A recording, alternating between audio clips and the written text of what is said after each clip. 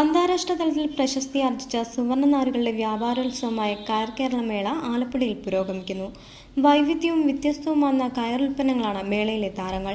വർണ്ണഭേദങ്ങളുടെ ചായക്കൂട്ടുകൾ ഒരുക്കി കാലഘട്ടത്തിന്റെ മാറ്റം ഉൾക്കൊണ്ടുകൊണ്ടുള്ള കയർ മാറ്റുകളും തടുക്കുകളും മെത്തകളുമെല്ലാം മേളയിൽ ശ്രദ്ധാകേന്ദ്രമാവുന്നു. ഫേസ്ബുക്ക് എന്ന ആലേഖനം ചെയ്തിരിക്കുന്ന ടഫ്റ്റഡ് കയർ മാറ്റുകൾക്ക് പുറമെ ഭാരതീയ കലാരൂപങ്ങളും പ്രകൃതി ദൃശ്യങ്ങളും കൈകോർക്കുന്ന കയർ ഉൽപ്പന്നങ്ങൾ വരെ മേളയിൽ സുലഭം. സുവർണ്ണനാരിനാൽ തീർത്ത ആഭരണങ്ങൾ, ബാഗുകൾ, ചെരുപ്പുകൾ, കരകൗശല വസ്തുക്കൾ എന്നിവ കൂടാതെ കയർപ്പിത്തിനാൽ നിർമ്മിച്ച ഫ്ലവർ സ്റ്റാൻഡുകൾ വരെ മേളയിൽ മുൻനിരയിൽ ഇടം പിടിച്ചിരിക്കുന്നു. ഇത്തരത്തിലുള്ള കയർമേള കൊണ്ട് കയർ തൊഴിലാളികളുടെ ജീവിത നിലവാരം മെച്ചപ്പെടുത്താൻ കഴിയുമെന്ന് കയർ corporation chairman KR Rajendra Prasad പറഞ്ഞു. കഴിഞ്ഞ വർഷത്തിലെ ഉദാഹരണത്തിന് കയർ കോർപ്പറേഷൻ്റെ വിറ്റുവരവ് 66 കോടി രൂപയായിരുന്നു വാർഷിക വിറ്റുവരവ്.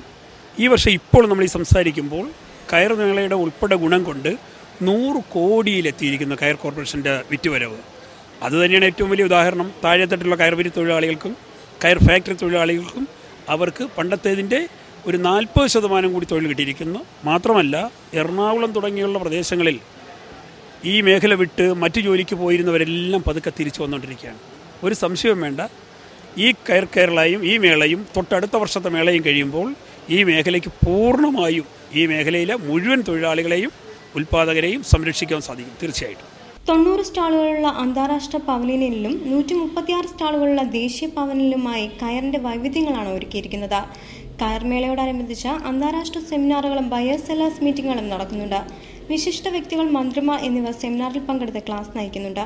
47 രാജ്യങ്ങളിൽ നിന്നുള്ള 150 വിദേശികളെ കൂടാതെ നാനാതുറകളിലെ കയർപ്രേമികളും ആലപ്പുഴ EMS സ്റ്റേഡിയത്തിൽ സംഘടിപ്പിച്ചിരിക്കുന്ന കയർമേള കാണാൻ ഒഴുകിയെത്തുകയാണ്. ഫെബ്രുവരി 5 അന്താരാഷ്ട്ര കയർ കേരള മേള സമാപിക്കും.